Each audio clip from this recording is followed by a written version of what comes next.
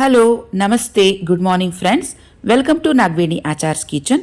ಇವತ್ತು ಡೇ 5 ನನ್ನ full day diet ಪ್ಲ್ಯಾನನ್ನು ನೋಡೋಣ. ಸೊ ಎಂದಿನಂತೆ ಪ್ರತಿದಿನ ನನ್ನ ದಿನಚರಿ ಶುರುವಾಗೋದು 2 ಗ್ಲಾಸ್ ನೀರಿಂದ. ನಂತರ 30 to 40 ಮಿನಿಟ್ಸ್ ಎಕ್ಸಸೈಸ್ ಮಾಡ್ತೀನಿ. ಮಂಡೇ ಟು ಸ್ಯಾಟರ್ಡೇ ಎಕ್ಸಸೈಸ್ ಮಾಡ್ತೀನಿ, ಸಂಡೇ ರೆಸ್ಟ್ ತಗೋತೀನಿ. ಸಂಡೇ ಎಕ್ಸಸೈಸ್ ಮಾಡೋದಿಲ್ಲ. ನೆಕ್ಸ್ಟ್ ಡಿಟಾಕ್ಸ್ ಟೀಯನ್ನು ತಗೋತೀನಿ.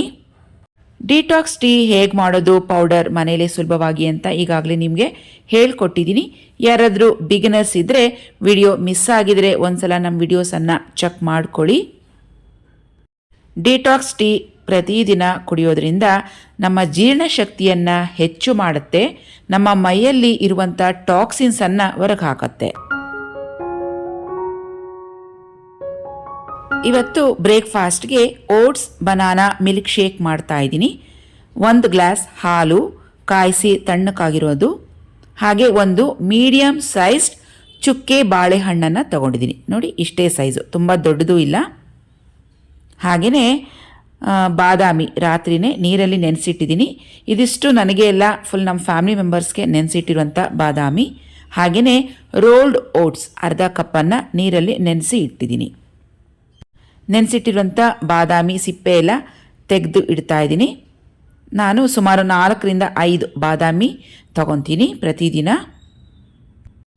ಬಾದಾಮಿಯಲ್ಲಿ ಗುಡ್ ಫ್ಯಾಟ್ಸ್ ಇರುತ್ತೆ, ನಮ್ಮ ಹೆಲ್ತ್ಗೆ ತುಂಬಾ ಒಳ್ಳೆಯದು. ತಗೊಂಡಿರುವಂಥ ಎಲ್ಲ ಪದಾರ್ಥಗಳನ್ನು ಒಂದು ಜ್ಯೂಸರ್ ಜಾರ್ಗೆ ಹಾಕೋತಾ ಇದ್ದೀನಿ. ಶೇಕ್ಸ್ ಆಗಲಿ ಇಲ್ಲ ಜ್ಯೂಸ್ ಮಾಡ್ಕೊಳ್ಳೋದಕ್ಕೆ ಒಂದು ಸಪ್ರೇಟ್ ಜಾರ್ ಇರುತ್ತೆ, ಅದನ್ನು ಯೂಸ್ ಮಾಡ್ಕೊಳ್ಳಿ. ಮಸಾಲೆ ಜಾರು ಯೂಸ್ ಮಾಡಿಬಿಡಿ, ಖಾರ ಆಗ್ಬೋದು. ಹಾಗೆಯೇ 2 ಟೇಬಲ್ ಸ್ಪೂನಷ್ಟು ಓಟ್ಸನ್ನು ತಗೊತಾ ಇದ್ದೀನಿ. ನೆನೆಸಿಟ್ಟಿರುವಂಥ ರೋಲ್ಡ್ ಓಟ್ಸ್ ತಗೊಂಡಿದ್ದೀನಿ. ಕಾಯಿಸಿ ತಣ್ಣಕ್ಕಾಗಿರುವಂಥ ಹಾಲು 3/4 ಲೋಟ ತಗೊಂಡಿದ್ದೀನಿ. ಚಿಕ್ಕ ಲೋಟ ಆದರೆ 1 ಲೋಟ ತಗೋಬೋದು. ಬಾಳೆಹಣ್ಣು ಬಳಸಿದ್ರೆ ದಪ್ಪ ಆಗ್ತೀವಾ ಅಂತ ಡೌಟ್ ಇರ್ಬೋದು. ದಿನಕ್ಕೆ 1 ಚಿಕ್ಕದು ತಗೊಂಡ್ರೆ ಏನೂ ತಪ್ಪಿಲ್ಲ, ಅದರಲ್ಲಿ ಫೈಬರ್ ಅಂಶ ಜಾಸ್ತಿ ಇರುತ್ತೆ. ಈಗ ಒಟ್ಟಿಗೆ ಎಲ್ಲ ಸೇರಿಸಿ ಬ್ಲೆಂಡ್ ಮಾಡ್ಕೊತಾ ಇದ್ದೀನಿ. ಯಾವುದೇ ಥರದ ಸ್ವೀಟ್ನರ್ಸನ್ನು ನಾನಿಲ್ಲಿ ಆ್ಯಡ್ ಮಾಡಿಲ್ಲ. ಬಾಳೆಹಣ್ಣಲ್ಲಿ ಇರುವಂಥ ಸ್ವೀಟ್ನೆಸ್ಸೇ ಸಾಕು. ನಿಮಗೆ ಪಚ್ ಬಾಳೆಹಣ್ಣು ಅಥವಾ ಚುಕ್ಕೆ ಬಾಳೆಹಣ್ಣು ತಿನ್ನೋದಕ್ಕೆ ಇಷ್ಟ ಇಲ್ಲ ಅಂತ ಹೇಳಿದ್ರೆ ಏಲಕ್ಕಿ ಬಾಳೆಹಣ್ಣನ್ನು ಬಳಸ್ಕೋಬೋದು. ಮೇಲಿಂದ ಸ್ವಲ್ಪ ಬಾದಾಮಿ ಚೂರುಗಳನ್ನು ಹಾಕ್ತಾ ಇದ್ದೀನಿ, ಹಾಗೆ ವಾಲ್ನಟ್ಸನ್ನು ಹಾಕ್ತಾ ಇದ್ದೀನಿ. ನಮ್ಮ ಓಟ್ಸ್ ಬನಾನಾ ಸ್ಮೂತಿ ರೆಡಿ ಆಗಿದೆ. ಹೊಟ್ಟೆ ಫುಲ್ ಆಗಿರುತ್ತೆ, ಬೇಗ ಹಸು ಕೂಡ ಆಗೋದಿಲ್ಲ. ಮಧ್ಯಾಹ್ನ ಲಂಚ್ಗೆ ನಾನಿಲ್ಲಿ ಬ್ರೌನ್ ರೈಸ್ ಮಾಡ್ಕೊತಾ ಇದ್ದೀನಿ. ನೋಡಿ, ಇದಕ್ಕೆ ಹ್ಯಾಂಡ್ ಪೌಂಡ್ ರೈಸ್ ಅಂತಾರೆ, ಇಲ್ಲಾಂದರೆ ಬ್ರೌನ್ ರೈಸ್ ಅಂತ ಕೂಡ ಹೇಳ್ತಾರೆ. ಇದು ಮಾಡ್ಕೊಳ್ಳೋದಕ್ಕೆ ಸುಮಾರು ಜನಕ್ಕೆ ಬರೋದಿಲ್ಲ. ಸುಮಾರು ಸಲ ತಂದಿರ್ತಾರೆ, ಅದು ಹೇಗೆ ಮಾಡ್ಕೊಳ್ಳೋಕ್ಕೆ ಅಂತ ಕರೆಕ್ಟಾಗಿ ರೆಸಿಪಿ ಗೊತ್ತಿಲ್ದಿರ ಹಾಗೆ ಇಟ್ಬಿಟ್ಟಿರ್ತಾರೆ. ಹ್ಯಾಂಡ್ ಪೌಂಡ್ ರೈಸ್ ಅಂದರೆ ಅದ್ರ ಮೇಲೆ ಇರುವಂತಹ ಒಟ್ಟು ಅದನ್ನು ಮಾತ್ರ ತೆಗೆದಿರ್ತಾರೆ, ಪಾಲಿಷ್ ಮಾಡಿಸಿರಲ್ಲ. ಬೇರೆ ರೈಸ್ ಎಲ್ಲ ನಾವು ನೋಡ್ತೀವಲ್ವ, ವೈಟ್ ರೈಸ್ ಮನೇಲೇ ಬಳಸ್ತೀವಲ್ವ, ಅದೆಲ್ಲ ಪಾಲಿಷ್ ಆಗಿರುತ್ತೆ. ಅದಕ್ಕಿಂತ ಈ ಥರ ಅನ್ಪಾಲಿಷ್ಡ್ ರೈಸನ್ನು ಬಳಸೋದೇ ತುಂಬಾ ಒಳ್ಳೆಯದು. ಚಿಕ್ಕ 1 ಟೀ ಗ್ಲಾಸಷ್ಟು ಬ್ರೌನ್ ರೈಸನ್ನು ತೊಗೊಂಡಿದ್ದೀನಿ. 2-3 ಸಲ ಚೆನ್ನಾಗಿ ವಾಶ್ ಮಾಡಿಕೊಂಡು ನೀರು ಹಾಕಿ 3 ಅವರ್ ನೆನೆಯೋದಕ್ಕೆ ಬಿಟ್ಬಿಡೋಣ. ಮಧ್ಯಾಹ್ನ ಮಾಡ್ಕೊತೀವಿ ಅಂತ ಹೇಳಿದ್ರೆ ಬೆಳಗ್ಗೆ ಅದನ್ನು ನೆನೆಸಿಟ್ಬಿಡಿ.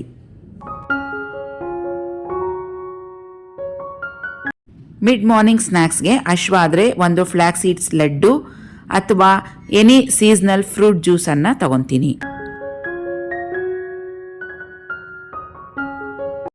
ಮಧ್ಯಾಹ್ನ ನನ್ನ ಲಂಚ್ ಟೈಮಿಂಗ್ಸ್ ಬಂದು 2 ಗಂಟೆಗೆ. ಪಾಲಕ್ ದಾಲ್ ಮಾಡೋಣ.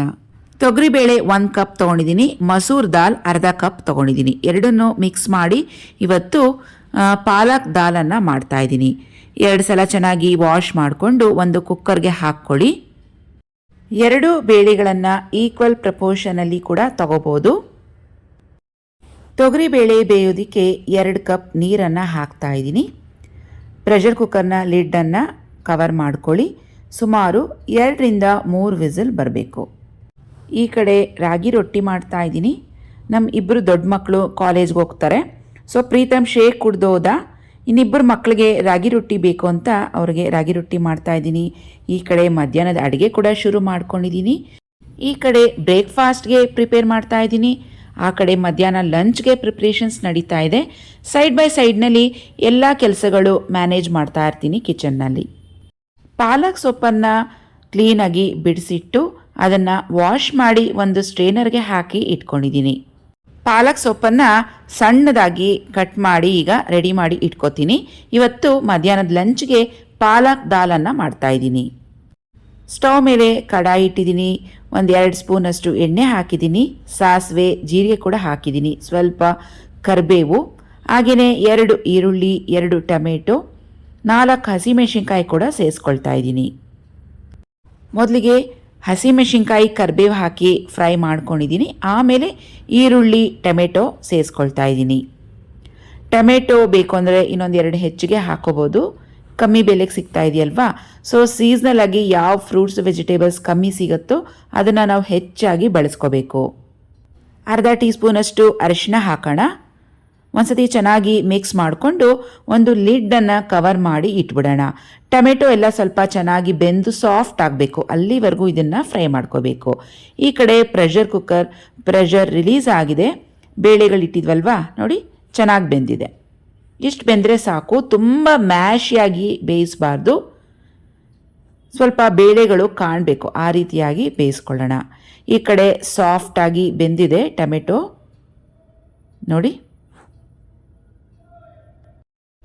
ಸಣ್ಣದಾಗಿ ಕಟ್ ಮಾಡಿ ಇಟ್ಕೊಂಡಿರುವಂಥ ಪಾಲಕ್ ಸೊಪ್ಪನ್ನು ಹಾಕ್ತಾ ಇದ್ದೀನಿ.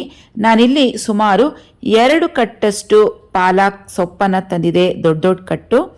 ಅದನ್ನು ಬಿಡಿಸಿದ್ಮೇಲೆ ನೋಡಿ ಇಷ್ಟ ಆಯಿತು. ಈಗ ಬೇಯೋಕ್ಕೆ ಸ್ಟಾರ್ಟ್ ಆದಮೇಲೆ ಇನ್ನೂ ಅದರಲ್ಲಿ ಅರ್ಧದಷ್ಟು ಆಗಿಬಿಡತ್ತೆ. ಉಪ್ಪು ನಾವು ಯಾವಾಗಲೂ ಲಾಸ್ಟ್ಗೆ ಹಾಕಬೇಕು ಸೊಪ್ಪು ಮಾಡುವಾಗ. ಸೊಪ್ಪು ಸ್ಟಾರ್ಟಿಂಗಲ್ಲಿ ಹಾಕಿದಾಗ ಜಾಸ್ತಿ ಕಾಣುತ್ತೆ. ಸೊ ಅವಾಗಲೇ ಉಪ್ಪು ಹಾಕ್ಬಿಟ್ರೆ ಜಾಸ್ತಿ ಉಪ್ಪಾಗ್ಬಿಡುತ್ತೆ ಯಾವಾಗಲೂ ಸೊಪ್ಪಿಗೆ. ಸೊಪ್ಪು ಎಲ್ಲ ಚೆನ್ನಾಗಿ ಬೆಂದ ಮೇಲೆ ಅದು ಪೋರ್ಷನ್ ಕಮ್ಮಿ ಆಗುತ್ತಲ್ವ, ಆವಾಗ ಉಪ್ಪನ್ನು ಸೇರಿಸ್ಕೋಬೇಕು. ನೋಡಿ ಪಾಲಕ್ ಸೊಪ್ಪನ್ನು ಚೆನ್ನಾಗಿ ಫ್ರೈ ಮಾಡ್ಕೊಂಡಿದ್ದೀನಿ. ಒಂದು 2-3 ನಿಮಿಷ ಚೆನ್ನಾಗಿ ಬೇಯಿಸಿದ್ದೀನಿ. ಈಗ ಇದರಲ್ಲಿ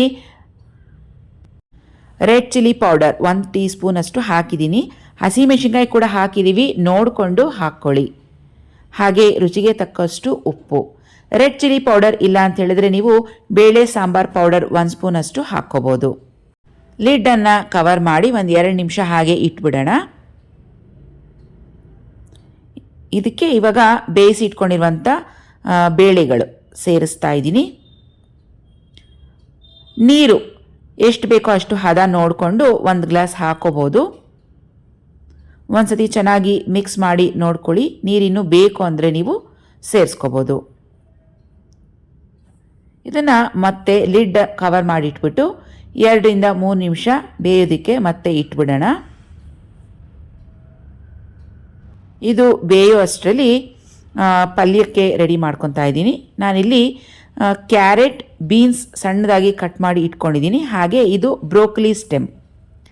ಬ್ರೋಕೊಲಿ ಹೇಗಿರುತ್ತೆ ಅಂತ ಕೆಲವ್ರು ಕೇಳಿದ್ರಿ, ಅದನ್ನು ಮೊನ್ನೆ ಪ್ರೀವಿಯಸ್ ವಿಡಿಯೋದಲ್ಲಿ ತೋರಿಸಿದ್ದೀನಿ ನೋಡಿ. ಬ್ರೋಕೊಲಿ ಅಂದರೆ ಹೀಗೆ ಕಾಲಿಫ್ಲವರ್ ಥರನೇ ಇರುತ್ತೆ, ಕಾಲಿಫ್ಲವರ್ ಫ್ಯಾಮಿಲಿಗೆ ಸೇರಿದಂಥದ್ದು. ಇದ್ರ ಮೇಲ್ಗಡೆ ಇರುವಂಥ ಹೂವು ಥರ ಇರುವಂಥದ್ದನ್ನೆಲ್ಲ ಮೊನ್ನೆ ಎಲ್ಲ ಬ್ರೇಕ್ಫಾಸ್ಟ್ಗೆ ರೆಸಿಪೀಸ್ಗೆ ಯೂಸ್ ಮಾಡ್ಕೊಂಡಿದ್ದೀನಿ. ಅದ್ರ ಕೆಳಗಿರುವಂಥ ಸ್ಟೆಮ್ಮನ್ನು ಇವತ್ತು ಕಟ್ ಮಾಡಿ ಪಲ್ಯ ಮಾಡ್ಕೊತಾ ಇದ್ದೀನಿ. ಒಂದು ಪ್ರೆಷರ್ ಕುಕ್ಕರ್ ಇಟ್ಕೊಂಡಿದ್ದೀನಿ. 2 ಸ್ಪೂನಷ್ಟು ಎಣ್ಣೆ, ಸಾಸಿವೆ, ಕಡಲೆಬೇಳೆ, 2 ಹಸಿಮೆಣಸಿನ್ಕಾಯಿ, ಕರಿಬೇವು, ಈರುಳ್ಳಿ ಇವಿಷ್ಟನ್ನು ಸೇರಿಸ್ಕೊತೀನಿ. ಇದೆಲ್ಲ ಒಂದ್ಸತಿ ಚೆನ್ನಾಗಿ ಮಿಕ್ಸ್ ಮಾಡ್ಕೊಳ್ಳೋಣ. ಪಲ್ಯ ಈಸಿಯಾಗಿ ನಾನು ಯಾವಾಗಲೂ ಈ ಥರ ಪ್ರೆಷರ್ ಕುಕ್ಕರ್ನಲ್ಲಿ ಮಾಡ್ಕೊಂಡ್ಬಿಡ್ತೀನಿ ಟೈಮ್ ಶಾರ್ಟೇಜ್ ಇದ್ದಾಗ. ಒಗ್ಗರಣೆಗೆ ಸಣ್ಣದಾಗಿ ಕಟ್ ಮಾಡಿ ಇಟ್ಕೊಂಡಿರುವಂಥ ತರಕಾರಿಗಳನ್ನು ಸೇರಿಸ್ತಾ ಇದ್ದೀನಿ. ಹಾಗೆ ರುಚಿಗೆ ತಕ್ಕಷ್ಟು ಉಪ್ಪು ಕೂಡ ಸೇರಿಸ್ಕೊಳ್ಳೋಣ. ಇದೆಲ್ಲ ಒಂದ್ಸತಿ ಚೆನ್ನಾಗಿ ಮಿಕ್ಸ್ ಮಾಡ್ಕೊಳ್ಳಿ. ಒಗ್ಗರಣೆಯಲ್ಲಿ ಸುಮಾರು 2 ನಿಮಿಷ ಇದನ್ನು ಫ್ರೈ ಮಾಡ್ಕೋಬೇಕು. ತರಕಾರಿ ಬೇಯೋದಕ್ಕೆ ಒಂದು ಅರ್ಧ ಗ್ಲಾಸ್ಗಿಂತ ಕಮ್ಮಿ ನೀರು ಹಾಕಿದ್ರೂ ಪರವಾಗಿಲ್ಲ. ಪ್ರೆಷರ್ ಕುಕ್ಕರ್ನ ಲಿಡ್ಡನ್ನು ಕವರ್ ಮಾಡಿ ಇಟ್ಬಿಟ್ಟು ಸುಮಾರು 1-2 ವಿಸಿಲ್ ಕೂಗಿಸಿದ್ರೆ ನಮ್ಮ ತರಕಾರಿ ಪಲ್ಯ ರೆಡಿ ಆಗುತ್ತೆ. ಬೆಳಗ್ಗೆ ಬ್ರೌನ್ ರೈಸನ್ನು ನೆನೆಸಿಟ್ಟಿದ್ವಲ್ವಾ ನೋಡಿ, ಅದರಲ್ಲಿ ಇರುವಂಥ ನೀರೇನಿದೆ ಅದೆಲ್ಲ ಚೆಲ್ಬಿಡ್ತೀನಿ. ಆ ರೈಸನ್ನು ಇವಾಗ ಪ್ರೆಷರ್ ಕುಕ್ಕರ್ಗೆ ಸೇರಿಸ್ಕೊತೀನಿ. 1 ಗ್ಲಾಸಷ್ಟು ಬ್ರೌನ್ ರೈಸ್ಗೆ 3 ಗ್ಲಾಸ್ ನೀರನ್ನು ಹಾಕಬೇಕು. 1:3 ಇದು ಕರೆಕ್ಟ್ ಮೆಜರ್ಮೆಂಟ್ ನಮಗೆ. ಹಾಗೆ 3 ವಿಸಿಲ್ ಕೂಗಿಸಿದ್ರೆ ಬ್ರೌನ್ ರೈಸ್ ಸೂಪರಾಗಿ ಬೇಯುತ್ತೆ. ಸ್ವಲ್ಪ ಪಿಂಕ್ ಸಾಲ್ಟನ್ನು ಕೂಡ ಹಾಕ್ತಾ ಇದ್ದೀನಿ. ಪ್ರೆಷರ್ ಕುಕ್ಕರ್ನ ಲಿಡ್ಡನ್ನು ಕವರ್ ಮಾಡ್ತೀನಿ. ಒಂದು ಕಡೆ ತರಕಾರಿ ಪಲ್ಯಕ್ಕೆ ಒಂದು ಕುಕ್ಕರ್ ಇಟ್ಟಿದ್ದೀನಿ, ಇನ್ನೊಂದು ಕಡೆ ಬ್ರೌನ್ ರೈಸ್ಗೆ ಕುಕ್ಕರ್ ಇಟ್ಟಿದ್ದೀನಿ. ನೋಡಿ, ನಮ್ಮ ಪಾಲಕ್ ದಾಲ್ ರೆಡಿ ಆಗಿದೆ. ನೋಡಿ, ಇಷ್ಟು ಹದಕ್ಕೆ ಮಾಡಿದ್ದೀನಿ. ನೀವು ಇನ್ನೂ ತೆಳು ಬೇಕು ಅಂದರೆ ಇನ್ನೊಂದು ಸ್ವಲ್ಪ ನೀರು ಹಾಕ್ಕೊಳ್ಳಿ. ಆದರೆ ಇವಾಗ ನಾನು ತೋರಿಸ್ತಿರುವಂಥ ಕನ್ಸಿಸ್ಟೆನ್ಸಿ ಕರೆಕ್ಟಾಗಿದೆ. ಮಧ್ಯಾಹ್ನದ ಲಂಚ್ ಪ್ರಿಪ್ರೇಷನ್ ರೆಡಿಯಾಗಿದೆ. ಇದಿಷ್ಟು ಲಂಚ್ ಪ್ರಿಪೇರ್ ಮಾಡ್ಕೊಳ್ಳೋದಕ್ಕೆ ನನಗೆ 1 ಅವರ್ ಟೈಮ್ ಆಯಿತು ಅಷ್ಟೇ. ಸೊ ವರ್ಕಿಂಗ್ ವುಮೆನ್ಸ್ ಬೆಳಗ್ಗೆನೇ ನೀವು ಇದನ್ನು ಪ್ರಿಪೇರ್ ಮಾಡ್ಕೋಬೋದು. ಬ್ರೌನ್ ರೈಸ್ ನೋಡಿ ತುಂಬ ಚೆನ್ನಾಗಿ ಬೆಂದಿದೆ. ತೋರಿಸ್ತೀನಿ ನೋಡಿ. ತುಂಬ ಉದುರುದ್ರಾಗೂ ಇಲ್ಲ, ಗಟ್ಟಿಯಾಗೂ ಇಲ್ಲ, ಸ್ವಲ್ಪ ಸಾಫ್ಟಾಗೇ ಇದೆ, ಚೆನ್ನಾಗಿ ಬೆಂದಿದೆ. ಸೊ 1 ಗ್ಲಾಸ್ ರೈಸ್ಗೆ ನೀವು 3 ಗ್ಲಾಸ್ ನೀರನ್ನು ಹಾಕ್ಕೊಳ್ಳಿ. ಕರೆಕ್ಟಾಗಿರುತ್ತೆ ಮೆಜರ್ಮೆಂಟ್. ನೀವು ಬೆಳಗ್ಗೆ ಟಿಫನ್ ಬಾಕ್ಸ್ಗೆ ಈ ರೈಸ್ ಮಾಡ್ಕೋಬೇಕು ಅಂತ ಹೇಳಿದ್ರೆ ರಾತ್ರಿ ನೆನೆಸ್ಕೋಬೋದು. ಆದರೆ ತುಂಬ ಓವರಾಗಿ ಕೂಡ ನೆನೆಸಬಾರ್ದು. 2ರಿಂದ 3 ಅವರಷ್ಟು ಬ್ರೌನ್ ರೈಸ್ನ ನೆನೆಸಿದ್ರೆ ಕರೆಕ್ಟಾಗಿರುತ್ತೆ. ಸೊ ಇವತ್ತಿನ ನನ್ನ ಲಂಚ್ಗೆ ಬ್ರೌನ್ ರೈಸ್, ತರಕಾರಿ ಪಲ್ಯ, ದಾಲ್ ಪಾಲಕ್ ಮತ್ತು ಸ್ವಲ್ಪ ಹಸಿ ತರಕಾರಿಗಳನ್ನು ತಗೊಂಡಿದ್ದೀನಿ.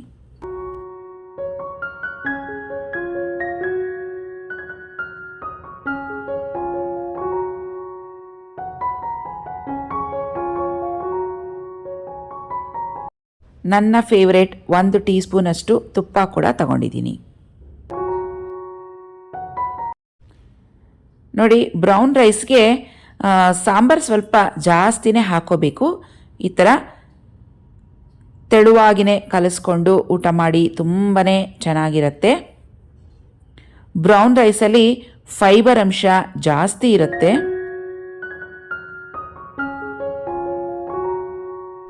ಸಂಜೆ ಈವ್ನಿಂಗ್ ಸ್ನ್ಯಾಕ್ಸ್ಗೆ 1 ಗ್ಲಾಸಷ್ಟು ಎನಿ ಸೀಸ್ನಲ್ ಫ್ರೂಟ್ ತೊಗೊತೀನಿ ಅಥವಾ ಫ್ರೂಟ್ ಜ್ಯೂಸನ್ನು ತೊಗೊತೀನಿ. ಫ್ರೂಟ್ ಜ್ಯೂಸ್ಗೆ ಯಾವುದೇ ಥರದ ಸ್ವೀಟ್ನರ್ಸನ್ನು ಆ್ಯಡ್ ಮಾಡೋದಿಲ್ಲ. ನ್ಯಾಚುರಲ್ ಆಗಿ ಜ್ಯೂಸ್ ಮಾಡಿಕೊಂಡು ತೊಗೊತೀನಿ. ಸೊ ಇವತ್ತು ನಾನು ದಾಳಿಂಬೆ ಕಾಳನ್ನು ಬಳಸ್ಕೊಂಡು ಜ್ಯೂಸ್ ಮಾಡ್ಕೊತಾ ಇದ್ದೀನಿ. ಇಲ್ಲ ನಿಮಗೆ ಹಾಗೇ ತಿನ್ನೋದಕ್ಕೆ ಇಷ್ಟ ಅಂತ ಹೇಳಿದ್ರೆ ಜ್ಯೂಸ್ ಇಲ್ದಿರನೇ ಹಾಗೇ ದಾಳಿಂಬೆ ಕಾಳನ್ನು ತಿನ್ಬೋದು. ನೋಡಿ, ದಾಳಿಂಬೆ ಕಾಳಿನ ಜ್ಯೂಸ್ ರೆಡಿಯಾಗಿದೆ. ಸ್ಕಿನ್ಗೆ ತುಂಬಾ ಒಳ್ಳೆಯದು ದಾಳಿಂಬೆ ಜ್ಯೂಸ್. ಬೆಳಗ್ಗೆಯಿಂದ ವಿಡಿಯೋ ಮಾಡೋದ್ರಲ್ಲಿ ಬ್ಯುಸಿ ಇರ್ತೀನಿ, ಎಡಿಟಿಂಗ್ ಮಾಡೋದ್ರಲ್ಲಿ ಬ್ಯುಸಿ ಇರ್ತೀನಿ. ಕಮೆಂಟ್ಸ್ ನೋಡೋದಕ್ಕೆ ಸ್ವಲ್ಪ ತಡ ಆಗ್ಬೋದು, ಬೇಜಾರು ಮಾಡ್ಕೋಬೇಡಿ. ನೋಡಿ, ನನ್ನ ಫ್ರೀ ಟೈಮ್ ಅಂತ ಹೇಳಿದ್ರೆ ಸಂಜೆ ಈವ್ನಿಂಗ್ ಸ್ನ್ಯಾಕ್ಸ್ ಅಥವಾ ಫ್ರೂಟ್ಸ್ ತೊಗೊಳ್ಳುವಾಗ ಇಲ್ಲ ಜ್ಯೂಸ್ ತೊಗೊಳ್ಳುವಾಗ ಈ ಟೈಮ್ನಲ್ಲಿ ನಾನು ನಿಮ್ಮ ಕಮೆಂಟ್ಸನ್ನು ಓದ್ತಾ ರಿಪ್ಲೈ ಮಾಡ್ತೀನಿ. ಕೆಲವು ಕಮೆಂಟ್ಸ್ಗೆ ಇನ್ನೂ ರಿಪ್ಲೈ ಮಾಡಿಲ್ಲ ಅಂದರೆ ಬೇಜಾರು ಮಾಡ್ಕೋಬೇಡಿ. ಟೈಮ್ ಸಿಕ್ಕಿದಾಗ ಖಂಡಿತವಾಗಿಯೂ ರಿಪ್ಲೈ ಮಾಡ್ತೀನಿ. ಇವತ್ತು ರಾತ್ರಿ ಊಟಕ್ಕೆ ನಿನ್ನೆ ಮಾಡಿದಂಥ ಮಿಲೆಟ್ಸ್ ದೋಸೆ ಬ್ಯಾಟರ್ ಇತ್ತು ಫ್ರಿಜ್ನಲ್ಲಿ. ಅದರಲ್ಲೇ 2 ದೋಸೆ ಹಾಕ್ಕೊಂಡಿದ್ದೀನಿ.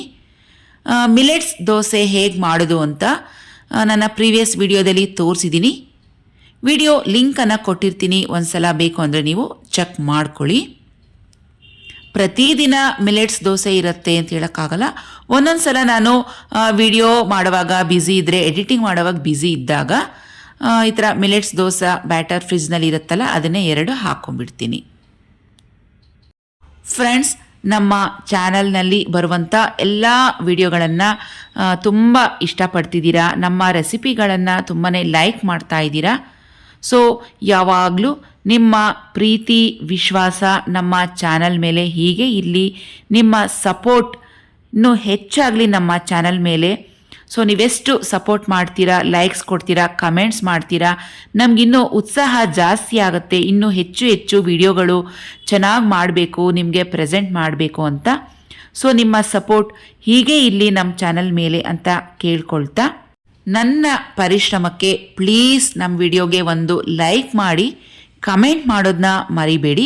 ನಿಮ್ಮ ಫ್ರೆಂಡ್ಸ್ ಜೊತೆ ನಮ್ಮ ಚಾನಲ್ನಲ್ಲಿ ಇರುವಂಥ ವಿಡಿಯೋಸ್ನ ಹೆಚ್ಚು ಹೆಚ್ಚು ಶೇರ್ ಮಾಡ್ಕೊಳ್ಳಿ ಅಂತ ಕೇಳ್ಕೊಳ್ತೀನಿ.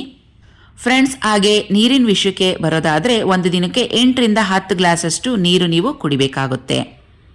ಸೊ ಫ್ರೆಂಡ್ಸ್, ಇವತ್ತಿನ ವಿಡಿಯೋ ಇಲ್ಲಿಗೆ ಮುಗಿಸೋಣ. ಮತ್ತೆ ಭೇಟಿ ಆಗೋಣ ಇನ್ನೊಂದು ಸೂಪರ್ ಆಗಿರುವಂಥ ರೆಸಿಪಿ ವಿಡಿಯೋ ಜೊತೆಗೆ. Thank you for watching and bye friends.